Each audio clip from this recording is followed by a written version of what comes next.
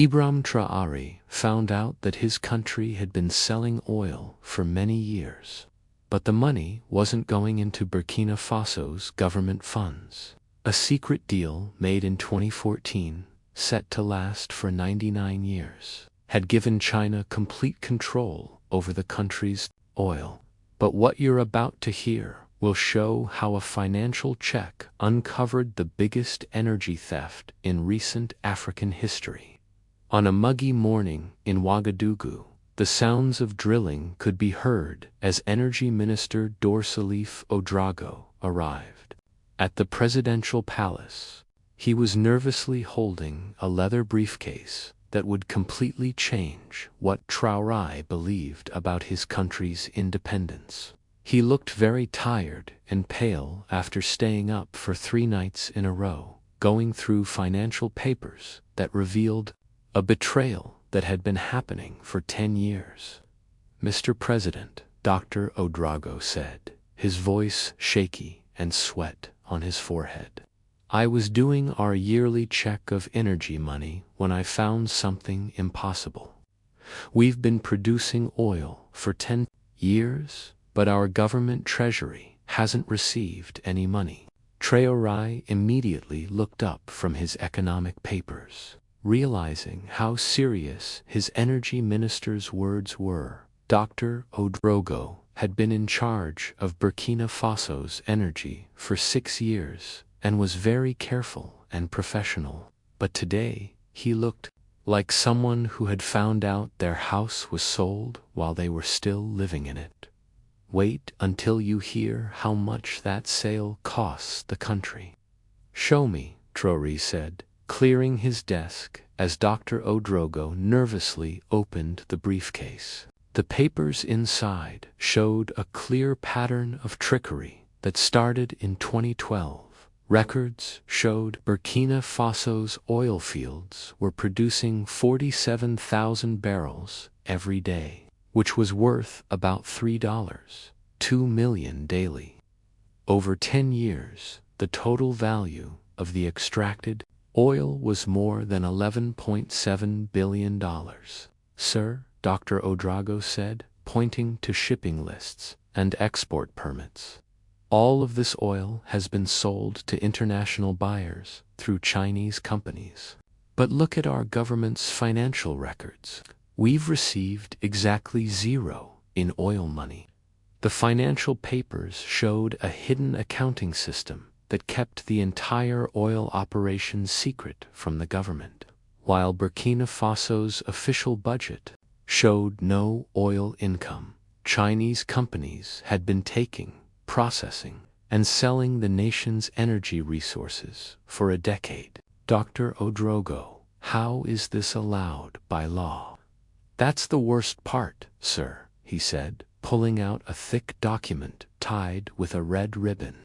"There's a contract signed in 2014 by the previous government during the change in leadership. It's a 99-year deal for exclusive extraction that gives complete control of our oil resources to the China National Petroleum Corporation. What they found in that contract would reveal the most complex resource theft operation ever documented." The 847-page agreement was mostly in Mandarin, with only a few non-important parts translated into French. It gave China not just the right to take oil, but complete ownership of Burkina Faso's oil for 99 years. Most importantly, the contract was signed by temporary government officials during the 2014 political shift, avoiding approval from Parliament and legal requirements for big resource deals. "Mr. President," Dr. Ouedraogo's voice cracked with barely controlled anger, "they purposely waited for our political problems to sign this. The contract was secretly discussed and signed by officials who legally had no right to make 99-year promises for Burkina Faso. The betrayal was shocking. The temporary government had essentially sold Burkina Faso's energy independence to China during a weak political time. while Chinese companies made billions from African resources. Traoré's response would show that African leaders could outsmart even the most complex resource theft operations. Instead of immediately confronting China through diplomatic means, Traoré started a secret investigation that would expose the entire energy theft network across the continent. Working with constitutional lawyers from Ghana, Nigeria, and South Africa, Burkina Faso quietly began building a legal case that the 2014 contract was not valid under the Constitution. The legal plan was clever.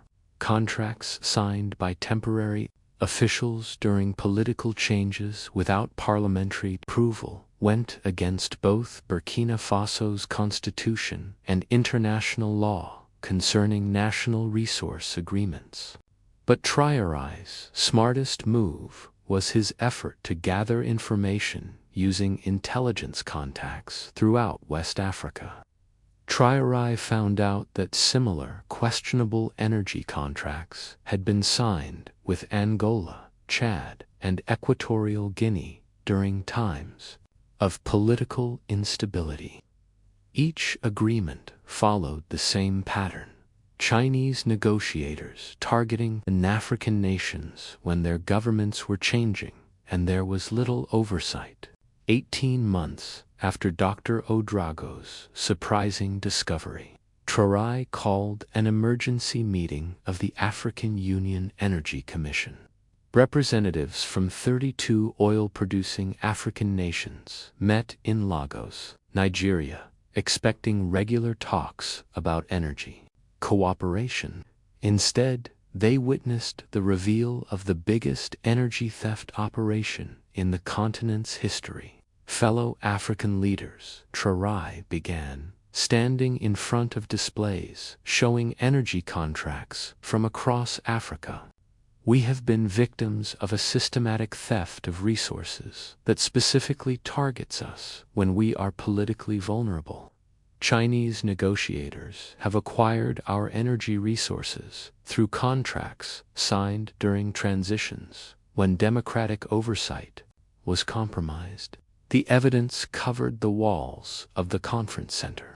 Many African nations had signed similar agreements during political crises, coups, or temporary governments, precisely when constitutional protections were weakest. The total theft amounted to $3 billion in African energy assets obtained through legally questionable agreements. The room was completely silent until Nigeria's president stood up, his voice trembling with anger. How many of us signed these contracts during political transitions? All of us, Traoré replied gravely. The African response was quick and unified. Within 48 hours, the African Energy Sovereignty Initiative was created, with its main office in Accra, Ghana.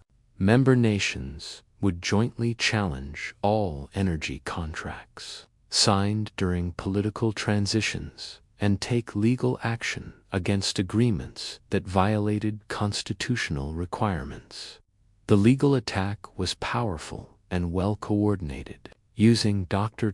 Ouedraogo's carefully documented evidence and constitutional analysis. African nations filed coordinated lawsuits in international courts. They argued that contracts signed without proper government authority during political changes were legally invalid under both national and international law. The International Court of Justice agreed to hear the African claims. They recognized that resource contracts signed during political instability raised serious questions about government authority and the consent of the people.